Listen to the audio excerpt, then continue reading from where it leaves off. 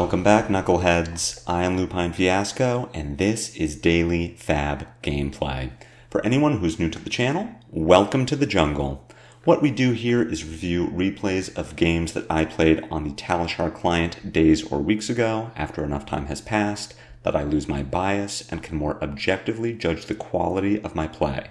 I will talk through turn cycles and give my thoughts on the line I would take now, compared to the line I took then at the time of recording. We either reinforce good play patterns or identify areas for improvement for the purpose of tightening and improving our gameplay in the future to take down paper events like the upcoming Skirmish and ProQuest season, and, most importantly, walk away with that shiny cardboard. If you'd like to check out the list I'm playing here or try it for yourself on Talishar, there is a FaB deck link in the video description below. While you're down there, if you haven't already done so, please consider a YouTube subscription. It is the best free way to support me and to make sure that you see daily FaB gameplay in your video feed 5 days a week. The best paid way to support me is through Patreon, and a Patreon link is also in the video description. A Patreon subscription will get you access to the DFG Discord and the shiny cardboard Talishar card back. At higher tiers, your name will appear in every DFG video, and you could receive bonus DFG content every week. Daily FaB gameplay will always be free 5 days a week, so those who can afford to patronize me, I truly appreciate it. I also now am on X, and if you would like to see memes, inane comments, and the occasional self-promotion, head on over to X and follow Lupine Fiasco. Now, without further ado, let's talk about our sideboard and about our game plan. Against Prism, we want to go first with the caveat that we are ending our turn with an action point. The reason being that Prism can play instant speed auras on our turn, Genesis, Merciful Retribution, Parable of Humility, and if we don't have an action point available, then we cannot kill them. Depending on which aura it is, Prism starts the game with a huge benefit. If she puts down a Genesis and we can't kill it, the game is not ended per se. There's still a lot of game left. It just becomes significantly harder for us to win. So if we end turn 1 with an action point and Prism flashes in an aura, we have the opportunity to pitch a card to Mandible Claw or attack and trigger Spectra by killing it. Prism can still get a benefit from this. If she flashes out Merciful Retribution and we kill it, Merciful will see itself die. We take a point of arcane damage and the Merciful goes to Prism's soul, but that is still better than Prism getting to keep Merciful Retribution. So we want to go first. Our Prism has put us going first. That doesn't tell me anything about what Prism might be planning, but it's what we want. So Prism players can let me know in the comments what I am not aware of about the Prism Kayo matchup. As far as our sideboard plan, we are going to swap up our equipment a bit.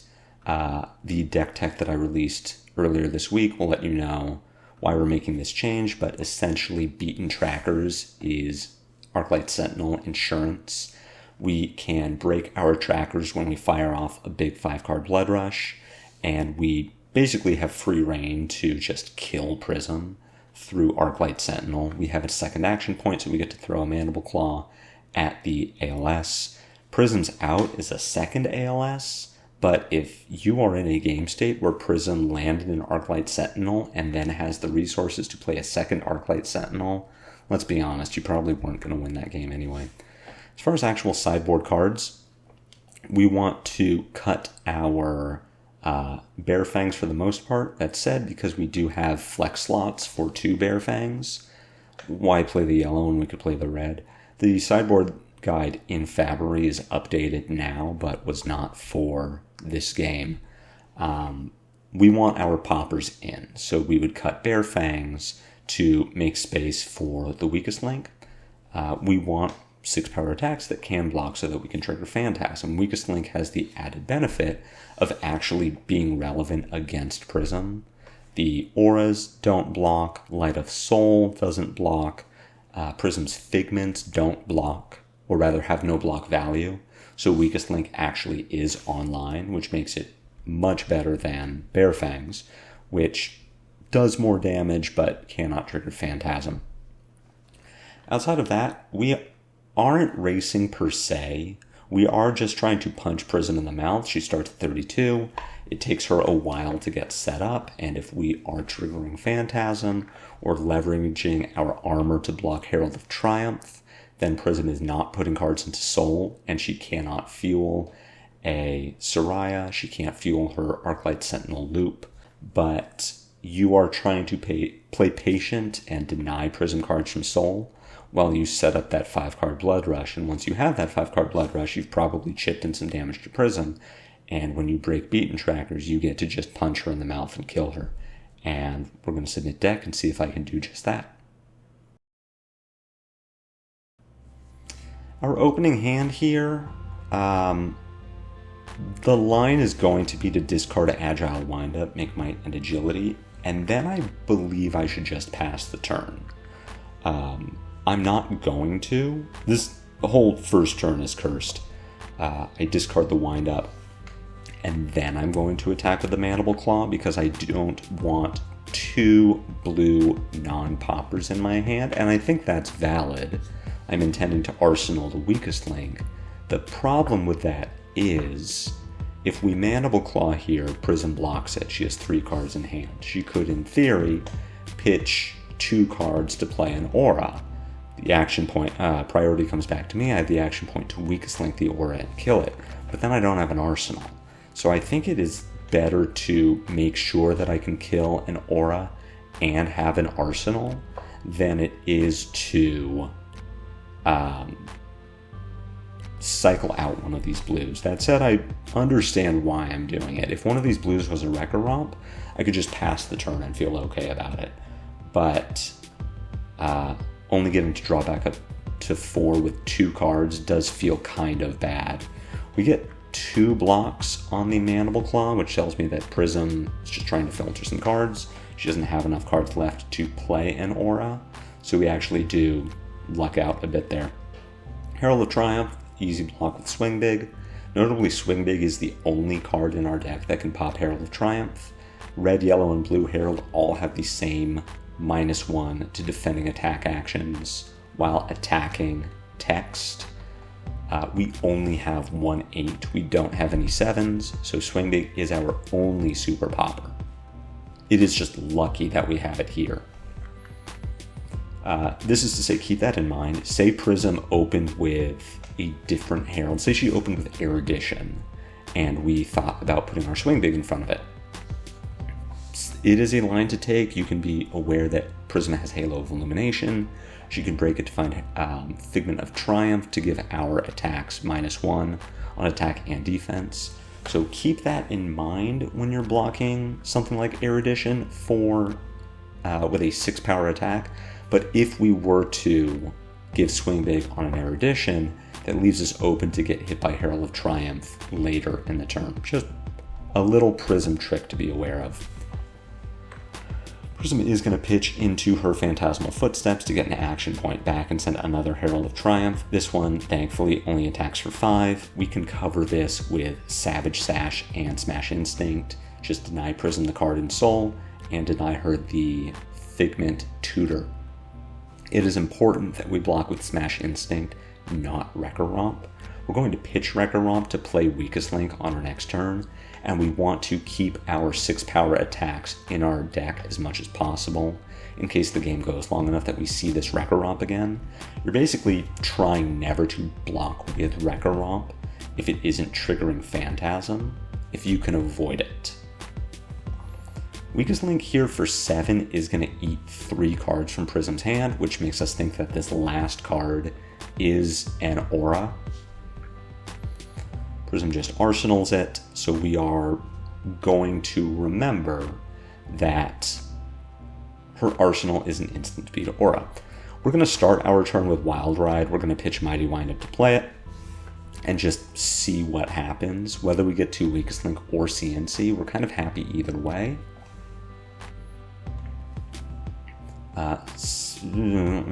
Luckily, we don't discard this Blood Rush Bellow. sadly, we replace our blue with a yellow so we don't get to Mandible Claw this turn. We're not going to break our trackers here. We don't need to. We haven't blocked with it yet. Kayo triggers, we just Wild Ride for 5. The follow-up here is either pitch CNC to play Weakest Link or pitch Weakest Link to play CNC. The difference between the two and how we decide is that we suspect strongly that Prism's arsenal is an instant speed aura. So if we attack with Command and Conquer, Prism has the priority window to pitch 2 cards from hand, play this aura from arsenal, then potentially block the CNC or not. The CNC isn't threatening the arsenal anymore, it has no on-hit effect, whereas the Weakest Link is targeting Prism's hand. So she still has that same opportunity to play the aura from arsenal and pitch non-blocks from hand to save them from the Weakest Link, but we are more or less forcing her to do something. And we see that she does have to pitch an Arclight Sentinel to play a Genesis, because it actually was being threatened.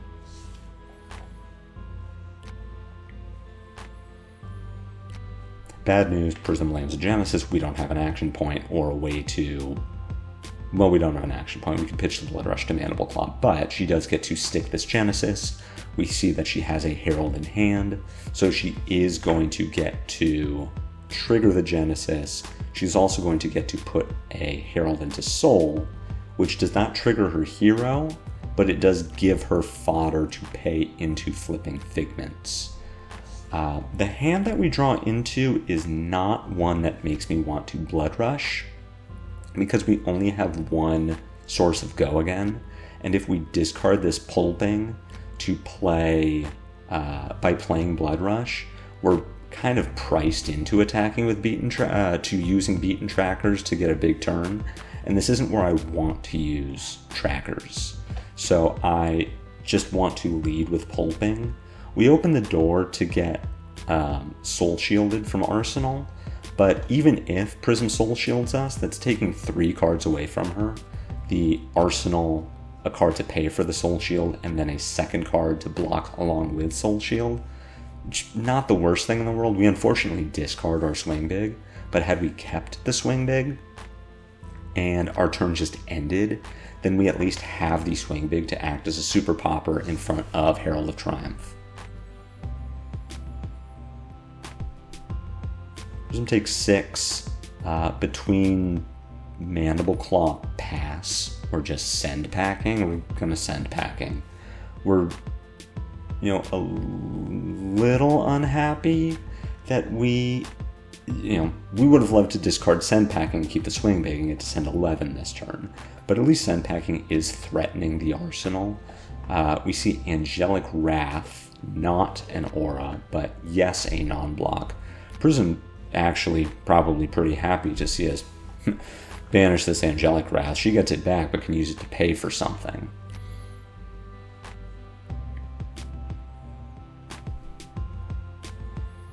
And now the Angelic Wrath gets turned into a Spectral Shield and a card off the top of Prism's deck. Got a Dreamweavered Herald of Protection coming in for 7. We do not have a clean way to block this and also get a real turn. We could give Beast Within, Smash Instinct, and Beaten Trackers to cover the Herald of Protection, and then we are pitching a red Wild Ride to play Blood Rush and discard a red Wild Ride, and hope that 2 cards off the top of our deck are like a blue and a Run Roughshod. It's terrible. Which means that we are going to get hit by the Herald of Protection. We're going to block this with our Scowling Fleshbag and our Beaten Trackers, and the reason for using both, we're intending to break trackers on our next turn when we play this Blood Rush. This is the hand to break trackers with. We have 2 sources of go again and a Beast Within. regardless of what we discard, we're going to be able to play a big turn. If we discard a Wild Ride, we have a second chance to discard Beast Within with a Wild Ride. And if we discard Beast Within, then our hand just goes crazy. We have 2 floating resources and a 5-card hand, and we'll break our sash. And we have 2 action points to play around Arclight Sentinel. It's insane. So that's why we're breaking with trackers. Or blocking with trackers. We are blocking with Flesh Bag so that we take Prism's remaining card from hand, because this Herald of Protection is going to go into Prism's Soul. It is going to turn on Prism's Vestige of Soul, which says that if she pitches a yellow or a blue, she has at least 4 resources, which lets her flip the Figment that she tutored because Herald hit and attack with that Figment. We do see that she had to pitch Herald of Erudition to attack with the Herald of Protection, so she can't fetch Erudition, flip Soraya, and draw 2 cards, but she could get Herald of Protection and make 2 Spectral Shields. Figment of Protection and make 3 Spectral Shields this turn. She could get Figment of Triumph and attack with Victoria. Now all of our attacks attack for 1 less. So it is important to me that Prism does not get to attack, flip the Figment she tutors, and attack with that Angel.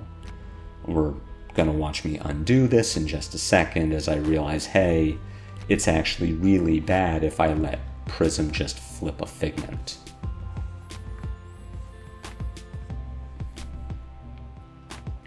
So yes, we are going to use our Scowling Flesh Bag. Prism doesn't take the Intellect penalty, but we absolutely do not want her to flip a Figment here. She gets Figment of Protection, makes sense. It tends to be the second best Figment in Prism's deck.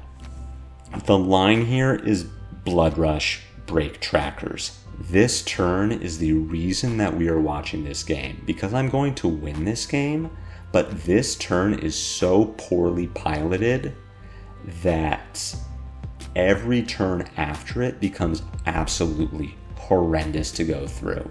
And so we're going to really see why this was the turn to win the game, why it was so easy, such an easy line in hindsight, but in the moment, like, holy shit, what a bad series of decisions led us to this point. So we attack with Mandible Claw, we pitch a blue, we have 2 floating, and at this point we're going to play our Blood Rush. Having just lost 4 points of damage because we did not Blood Rush a Wild Ride or a Mandible Claw, we Blood Rush Bellow here. We reorder so that Beast Within triggers first. We see that we have a Command and Conquer on top of our deck. We're going to draw 2 cards, which in theory says that we turn our beaten trackers into 2 action points. We could turn a blue into like CNC Beast, Bear Fangs or something. We can find the damage because we have a floating resource, so we are going to break trackers here. But just what a weird series of decisions. So at this point we have 3 reds in hand. And the floating resource, we haven't broken our sash. So we're just in a weird spot where now our line is E-Strike, draw a card. It pushes 5 points of damage. It finds a way to use our floating resource to play a red. We should E-Strike, draw a card, bottom CNC, and then Bear Fangs. The Bear Fangs comes in for 10 and threatens lethal. We prompt Prism to do something. What we are going to do instead is E-Strike, bottom Bear Fangs to keep this Command and Conquer, which, depending on what we draw, if we end up playing the CNC, our Blood Rush has gotten 0 value. The absolute worst Blood Rush I've ever played in my life. So we have a Soul Shield come in to block the E-Strike. At this point, we wisely play Clash of Might to at least get some value from our Blood Rush, but holy shit, what a bad turn. This turn would have just ended the game, right? If we had just played the Blood Rush and got to attack with 2 Wild Rides, a Mandible Claw, and a CNC, Clash of Might, whatever, the game just ends. And we are insured against Arclight Sentinel. And instead we're in this weird spot where now we have to really scrap for 6 points of damage, and this Genesis is still on the field. So what we should do at this point is discard Agile Windup to make Agility, and on our turn, attack Prism with Clash of Might for 7 go again. Threaten Lethal, force her to do something, and then pitch Wrecker Romp to claw the Genesis. We don't want to leave Genesis on the board because as long as Prism has Vestige of Soul, we are giving her an out to play Tome of Divinity and find a way to stabilize. Prism is the ultimate example of 1 not being 0, where you can have a Prism at 1 health for over 10 turns, easily double-digit turns, and lose the game because she's so good at stabilizing. And we are just giving her Genesis. We're letting her dig down towards those tomes. We're letting her just establish Spectral Shields. It's insane how much value she's going to get out of this Genesis, because at this point, I'm kind of trying to salvage what is a game-losing decision and just hoping that it works out. Prism flips Aegis. At this point, we at least get to send something with Go again, so let's attack Prism with Pulping and hope to Mandible Claw Genesis arsenal something relevant. Sending the Pulping for 7, pitching Mighty Windup to Claw Genesis, and arsenaling Send Packing is not really the best line we have available, but it is a line we have available. Maybe I forgot that Pulping had, that we had Agility. What was the actual best line considering that we have Agility? The actual best line considering that we have Agility is probably Weakest Link Prism. Send 7. Yes, I forgot we had Agility this turn. So the actual best line here is you draw up is pitch Send Packing, Weakest Link Prism, threaten 7, force her to do something. Then we pitch blue to Mandible Claw Genesis and arsenal Pulping. That is the best line. We could have broken Sash too and sent Wild Rider Prism, Pulping, and then looked to Mandible Claw or something. Yeah, that was a mistake. This does play around Prism having D-React, but getting our Weakest Link value there and then arsenaling the Pulping would have been much better. We do at least get Aegis. Mandible Claw the Genesis. Kill the Genesis. You can't let Prism just keep Genesising you.